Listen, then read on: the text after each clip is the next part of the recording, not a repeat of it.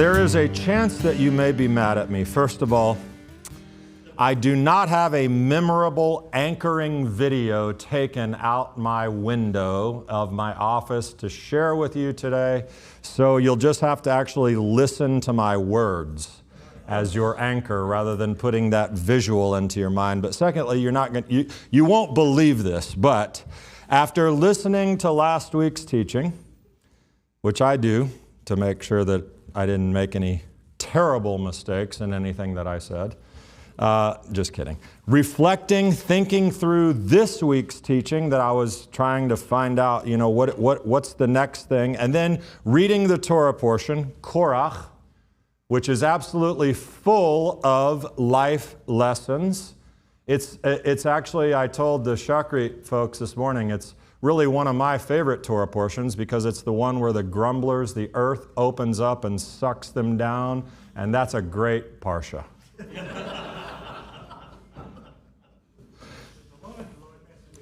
Actually, FFOZ, the little weekly e-drosh, did a fantastic short thing called How to Split a Congregation that's built on Korach, and that also is very good.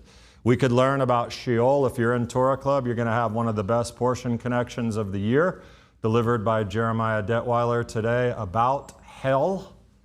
It's pretty controversial, but it's nothing you haven't heard here before. And if you want to learn more about hell, which we're not going to talk about, and heaven, you can follow up Jeremiah's portion connections in Torah Club with a series that I did called Is Our Hope in Heaven? It teaches you a lot about things you should know about heaven and hell. But Korach, that's the point. The Torah portion is Korach, and we have so many options there. But after reading it, and this was Sunday morning, I had given that teaching Saturday, Sunday morning, it was obvious to me. There must be a part 3 to this never intended to be a series. So welcome to part 3, Korach. Who are you listening to? Because here's the thing. Oh, Rabbi, how could this be? You've already taught us about grumblers and complainers and listening to our own thoughts and making good choices and all these things. What more is there to share? Do we really have to? I don't come here for self-help. Is that what we have to do here? More self-help teachings? Well, listen, let me tell you something. I am unabashedly a motivational speaker. I am a self-help guy. Because guess what? Very few other people are going to help you than yourself. So you should learn how to do that. You really should. So with all of my heart, I want to help people live the best version of themselves in this short time that we have on this planet. So yep, I do help people help. Do we need another self-help message? Well, let me ask you this question. Last week I talked about mastering your thoughts, right? Not controlling them. That can't be done. You can't control your thoughts. You can master your thoughts. Do you want to know a surefire way to do that? Because I touched on that last week. But Korach this week shows us a surefire way to master your thoughts. Actually, what he does is he shows you the exact opposite way of mastering your thoughts, but you can learn a lot from watching somebody do things the wrong way and then doing it the right way after that. Our subject today is spiritually, biblically, scientifically proven. Sounds like a new vitamin. To not only help you master your thoughts, but even to direct them and even to affect them, the thoughts that naturally show up in your mind. So I'll ask you, do you want to know that? If yes, now you'll know why we needed a part 3. There's actually, right now I can think of a part 4, so don't be surprised. Okay? But if that's not of interest to you, if that big, huge promise of proven happiness that I just gave you, if that doesn't sound like something you're interested in, you are dismissed. Shabbat Shalom. May the Lord bless you and keep you. I'm going to assume that you're going to stick around. So let's stick around. Concepts that tie this together are three. There are three words we need to explore today.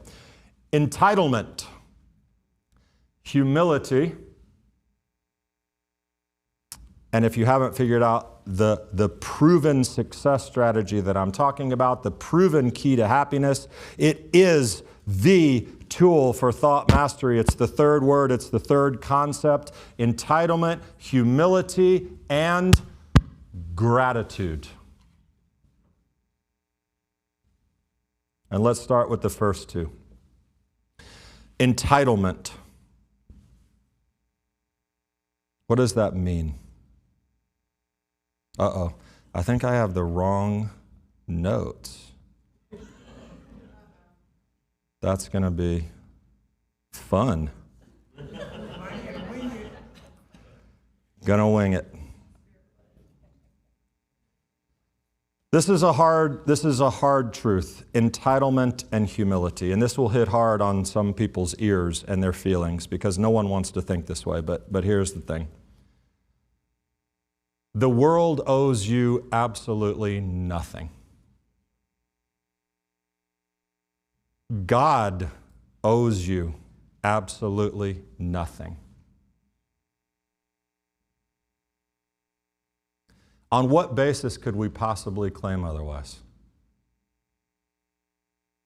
It's a delusional state of mind to think that in a world of 7 billion people that we are actually owed anything. We're not entitled. We're not entitled to anything. Well, I work for what I have. I earn this. I know. I get it. I get it. And who gave you the brain? Who created the body? What forces of the universe aligned for you to be in certain places, meeting certain people, making certain decisions, having just that materialized into the success that you now possess? I mean, I know that you worked hard for it, but are we owed it? Let me fix something real quick, sorry.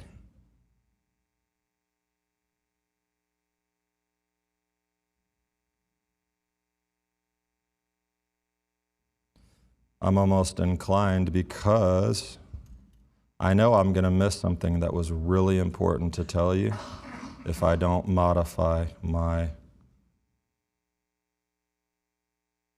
approach.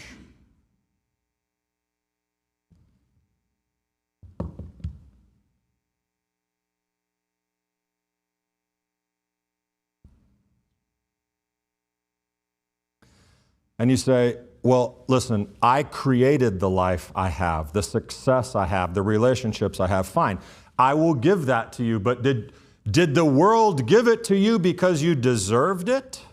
Or did you go out and make it happen? For most people who succeed, they went out and made it happen because you know what they understood? No one's going to really give me anything. I'm not really entitled to much of anything. And it's because you recognize not that good things come to those who wait, that's true sometimes, but good things come to people who work really hard and do things because they don't expect. Well, but I serve people, I help people, I live the life of a disciple just as Yeshua asked me to. Things should go right for me, right? Even he himself said, that's not how life goes. It will in the end, but listen, everything is a gift. It doesn't mean that we have not advanced with the gifts that we've been given. But honestly, we live and breathe at the mercy of the Almighty Creator. We live and breathe at His mercy. That's why we thank God. That's why I made you listen to that song again this week called Modeh Ani. These are the first words, Modeh Ani Lifanecha. We thank you for restoring our body. I went to sleep. I woke up. Some people don't. You have created within me, God, a body, a fine-tuned miracle machine that cares for itself in essence. Which, by the way, it gives you another day on this planet, which is also full of miraculous things. Water, air, sunlight, earth that produces food, animals that produce all kinds of things, bacteria and molds for medicine, yeast for bread and wine.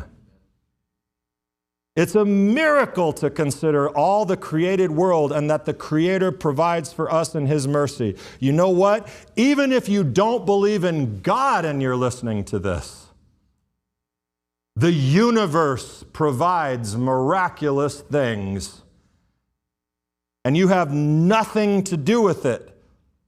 Why do you deserve to live more than someone else? And here's the phrase of the day: nothing is to be taken for granted. It is rather to be taken as granted. Everything is a gift.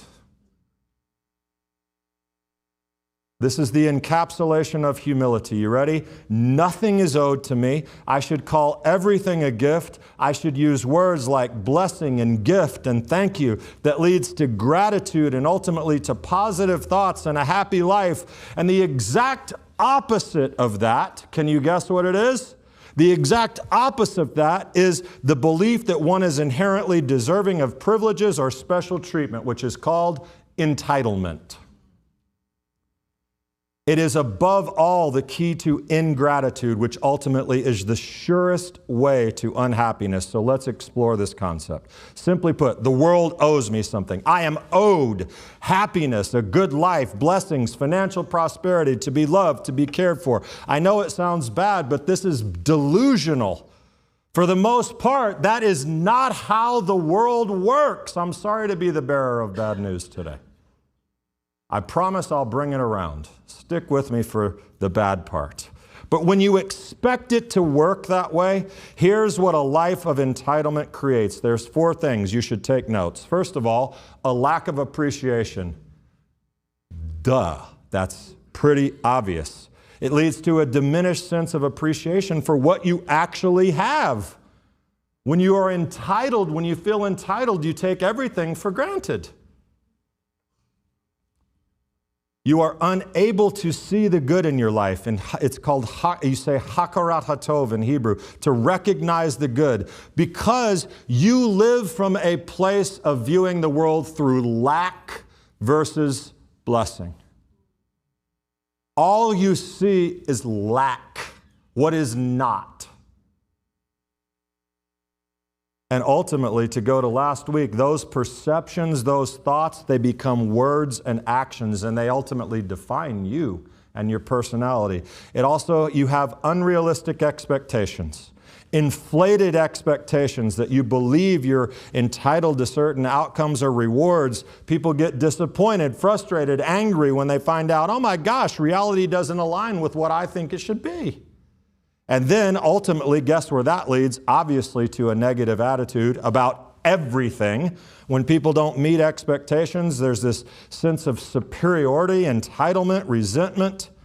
Strained relationships is the big thing. Ultimately, it's an impact on your relationship because how other people see someone like that, you know how they see you? I don't want to see you. I don't want to be around you.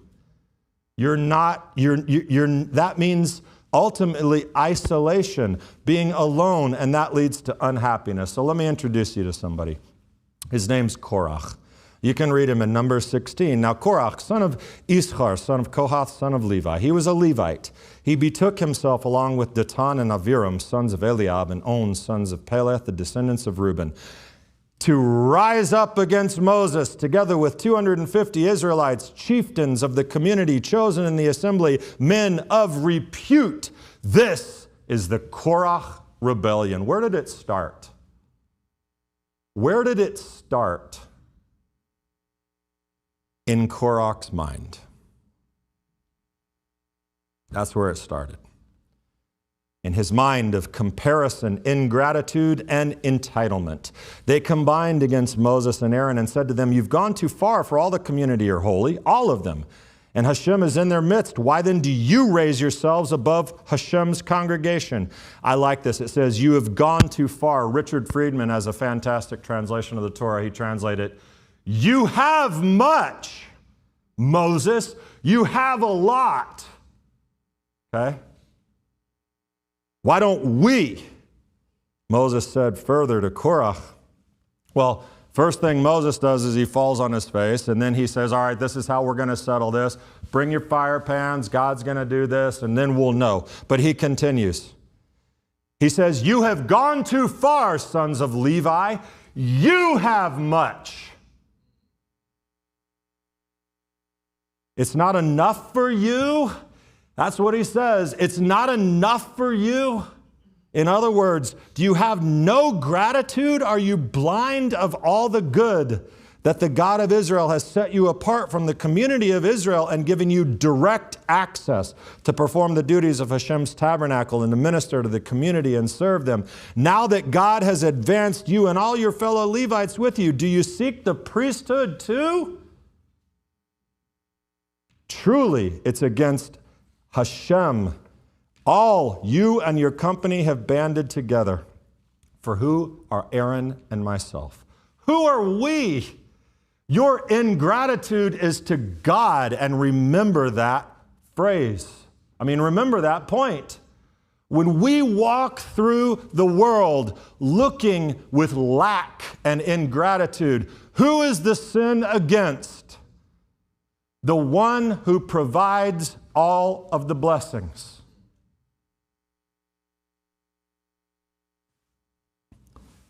Datan and Aviram, they have a sarcastic reply. Remember, Moses had just said, is it not enough that you've been called this? You know what they say? Is it not enough that you brought us from a land flowing with milk and honey to have us die in the wilderness, that you would also lord it over us? You brought us from a land flowing with milk and honey. Where was that? Egypt. Slavery, bondage. Talk about missing the good. And they go on. This is the picture of ingratitude birthed from entitlement. Everything I just told you about the characteristics of an entitled person is on display here. Lack of appreciation. You have a lot of stuff, Moses. You got all this power, and what about us? We don't have anything. Unrealistic expectations. Got a plan for you, Moses. Hey, go in there, tell God how it's going to be. We want to be the priesthood now. I don't care who he is. We're going to do it. That's fairly unrealistic in terms of your expectations. Negative attitude, sense of superiority. Who are you, Moses? We're equally as good as you, if not more so. And obviously this had an impact on their relationships, to say the least. But the power-packed punch is those verses in 7:9. As Moses tries to reorient their perspective. He didn't just ask God to open up the ground and suck them into Sheol. He tried to reorient them from entitlement and ungratefulness to humility and gratitude. You also have a lot, sons of Levi. Look at it. Is it not enough? And it all started with thoughts of comparison and lack, leading to grumbling, complaining, spreading the disease of ingratitude, and it results in blindness to the good and the opportunity. They are owed nothing and have been given so much. And so there's a question we must ask ourselves as we seek to conquer our thoughts. When is it enough for us? And I don't mean your material possessions. It's not even the point. When is it enough? When we look around at our lives and we see the good and the gifts and the blessing, that is the moment in which you can change the course of your life. When you start walking this road, when you see the world for what it is, a place that owes you nothing, and yet you have much. Gratitude is anything but entitlement. It's the polar opposite. For Korach and his bunch, listen, here's what Here's what you want to believe you'd be saying. This is what I want to say, especially as a leader, what I would like to have said when Korach came to me to say, you know what? Dude, thank God I'm not Moses. Thank God I am not Moses, that we have been given this Levite responsibility, but I'm not under the weight he carries, but I'm really thankful for him. I'm thankful that God chose him and that he's such a leader, and I know that everyone probably hates him right now, and it's really tough times. What we actually should do is think about him and pray for him and lift him up. Those are the thoughts you want your brain to default to, right? To see the good, to judge every man favorably. There's a huge blessing in that, and it's a guarantee toward moving toward contentment. But there's another great, great blessing. Secondary, little thing. Notice this.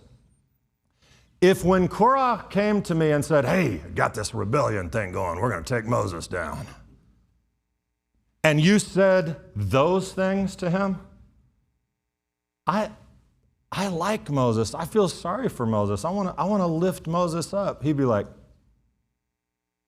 do you think he would invite you to participate in his rebellion? Do you think he wants you? You think he's going to get you in there? Because what's he going to say?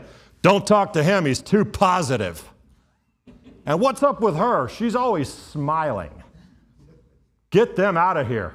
You eliminate grumblers and complainers, because if you don't join the party, they won't invite you.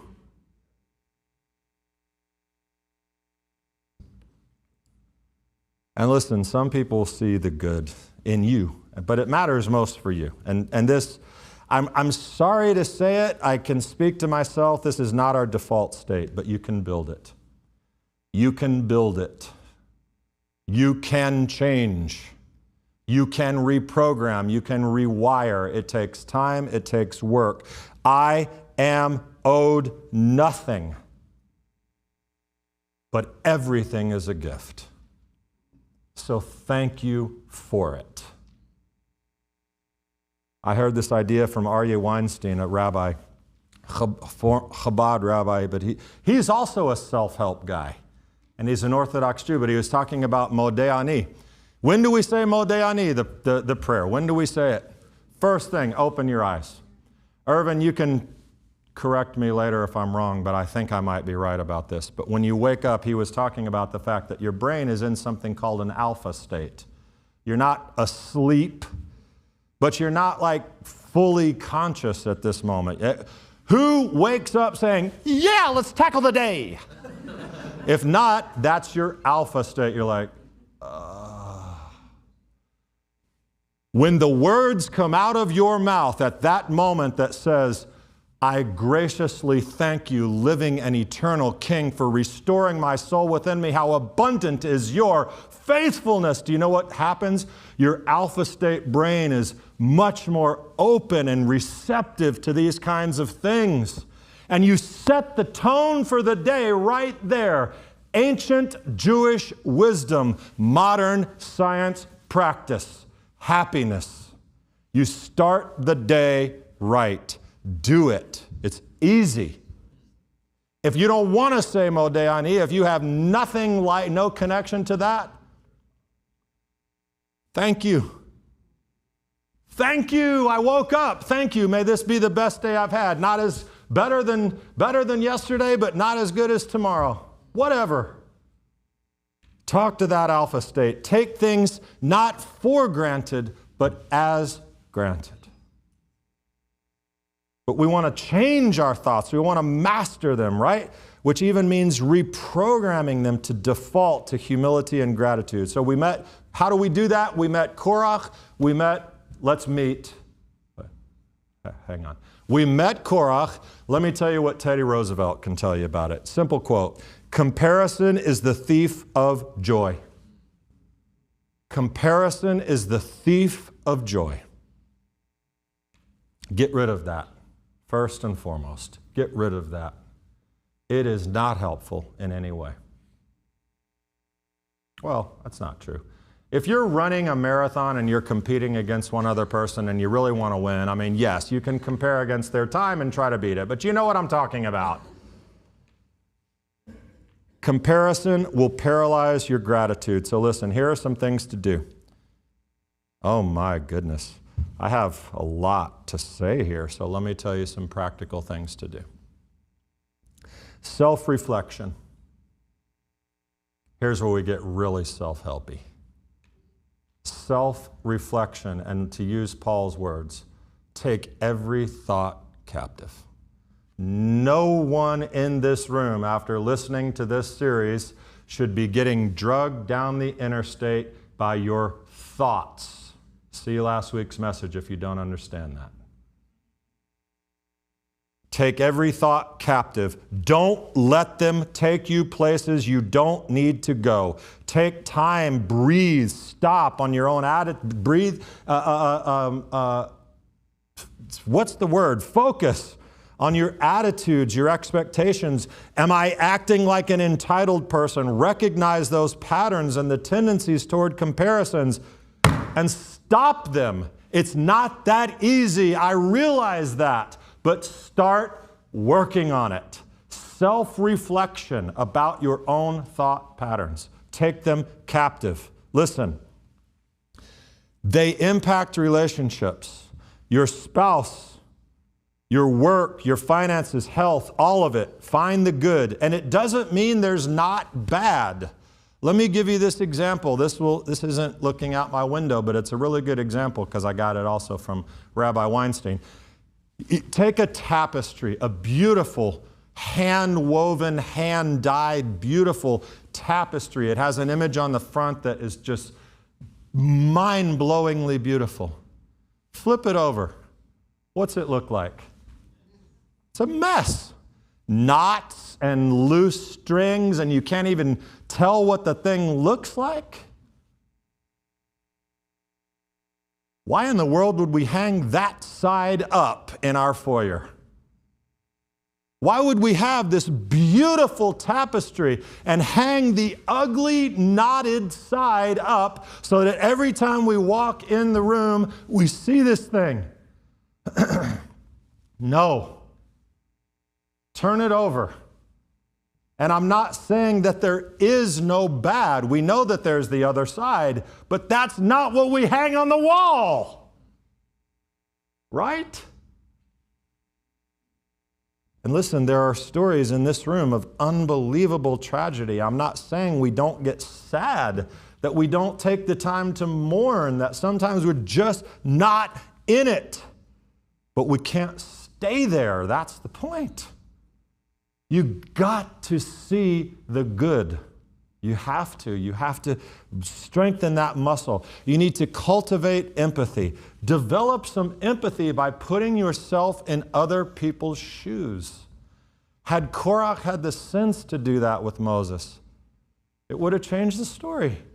And it's not a great gratitude reference, but you know, when you look around and see somebody having a horrendously terrible time, that should actually spark some sense of gratitude in your life that that's not you. You don't want to go around looking for that as your source of gratitude, but there's a lot of bad that happens in the world, and you can say, oh my goodness, I feel for you, and a part of your brain is also saying, thank God it's not me. That's natural, and it's still developing some sense of gratitude. And you develop an appreciation and understanding for the efforts and contributions of other people. It's a great gratitude source. Third, focus on effort, contribution, instead of waiting for what's owed to you. Well, I should. Well, I haven't. Why don't? Instead of that, go do something. Place emphasis on effort, hard work, contributions that go into achieving your goals and opportunities. You know, a great Edison quote, a lot of people miss out on opportunity because it shows up dressed in overalls and looks like hard work. If you're sitting around waiting for the world to provide for you, you will be waiting a long time. Don't do that. Focus on effort and practice humility. Cultivate humility. Acknowledge your limitations. You're not entitled to everything. Appreciate the value of others' perspectives, contributions. It opens the door for gratitude. And last, and maybe most important, 4 letters. Do it. Do it. Nike added just in front of it. I'm making it even simpler. Do it. Implement it. Practice gratitude. Engage in gratitude exercises. Thinking it is a good start. Thinking is a great start, but you need more than that. Listen, who goes and sets a fitness goal? I'm going to bench 405 pounds. I can do it. I see myself. Wow, I'm benching 405 pounds. Do you work out? No, I just think about it. I think about it. You need to start small, doing something. That's what I'm telling you. Do it. Do something small. Develop a discipline. This is no different than exercise, but to the promise I made you at the beginning of the message, and you haven't left yet, this will change your life. It will change your life, your relationships, everything around you. I know it sounds kind of Start small. First words out of your mouth. Thank God for what I have. Here's your homework. See this right here? This is my gratitude journal. Oh, gosh. Seriously? Very seriously. Very seriously. 5 minutes a day. 3 things. And you cannot do the same thing every day. It's called gratitude fatigue. You can't do that. You have to put your mind into it. Writing things down takes something different from your thoughts and puts them into a captured mode. You have to write it down. It can't be the same, and it can be 3 sentences, and it can take you 5 minutes or less. And guess what? We've heard a lot about, well, the science says. I'm not going to go into that. But the science says it. It's a guarantee. I promise you, it will change your life. It takes work. It takes commitment. At least to those 2 things. Thank you, God, for restoring my soul within me. Cup of coffee, whatever you do in the morning. And you can build it from there. Read books, express appreciation to others, engage in acts of kindness, write a gratitude letter. You know what that is? Someone in your life that you treasure, regardless even of the relationship. Someone you treasure, write it down. Write them a letter, email it, mail it, hand deliver it, call them on the phone and read it to them, carrier pigeon. Write a gratitude letter and give it to someone where they can read and know your thoughts. It's much better if you can read it to them.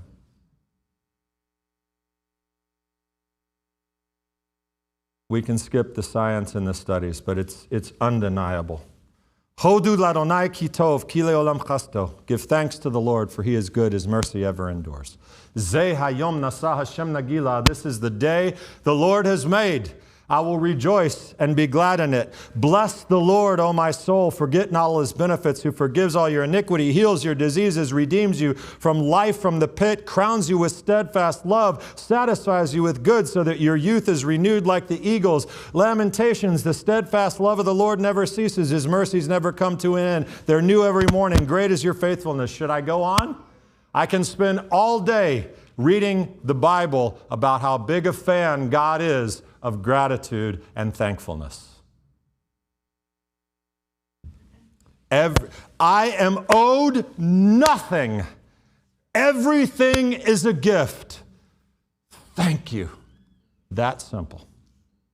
It's not that simple, but it is that simple as the starting place. Develop that mindset. Work hard to do it. It'll change your life. I haven't even scratched the surface of Musar, Jewish teaching about gratitude. It's all out there. But here's a Jewish source to close us out. You ready? Rejoice in the Lord always. It's the book of Philippians. That's a Jewish source. Did you know that? Rejoice in the Lord always. Again, I will say, rejoice. Let your reasonableness be known to everyone. The Lord is at hand. Do not be anxious about anything, but in everything by prayer and supplication, with thanksgiving, let your requests be made known to God, and the peace of God, which surpasses all understanding, will guard your hearts and minds in Messiah Yeshua. Finally, brothers, what he's saying right here, finally, brothers, he's saying, summary, look for the good. Look for the good. Don't look at the world from a place of lack. Look for the good. Whatever is true, whatever is honorable, whatever is just, what's pure, lovely, what's commendable, if there's any excellence, if there's anything worthy of praise, think about these things. What you have learned and received and heard and seen in me, practice these things, and the God of peace will be with you. I told you it's a promise. It's a promise. So we have to ask, who are we listening to? We know who Korach's friends were listening to. We know who Korach was listening to. The grumblers, the complainers, the negative thoughts, the ungrateful focus that the world naturally leans to. What or who are we listening to? Hakarat hatov, look for the good. Listen, real quick story, because I know this is long. Real quick story, and it's not a puff me up. I've got to tell you, I said last week was pointed at me. This is my message. Everything in there. This is for me. I am a pessimist by trade. I can find every bad reason why something won't work or what's wrong with it. This woman right here, she has been to hell and back with my negativity, I promise you. Last night, I got some tonic water from Walmart. I usually get it from Kroger. I opened it up. It was like not very fizzy, and it tasted flat.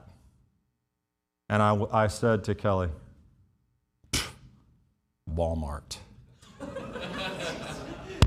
Stinking Walmart. This stuff, just preparing this message, just having this awareness, right when I said it, this stuff, bam, switch, my brain goes on and like, oh, whoa, Walmart. 5 minutes from my house, everything I could ever need is there. Convenience, they fill up the shelves. I can get anything I want there. Seriously, I'm going to be unhappy about the tonic? And I'm using that example to say, you have to do it. You have to be conscious. You have to do all those things I said. And when you do it, it changes the thoughts that appear in your mind. That's what we want. Who are you listening to? Figure it out. Recognize the good in everything, starting today. Shabbat Shalom.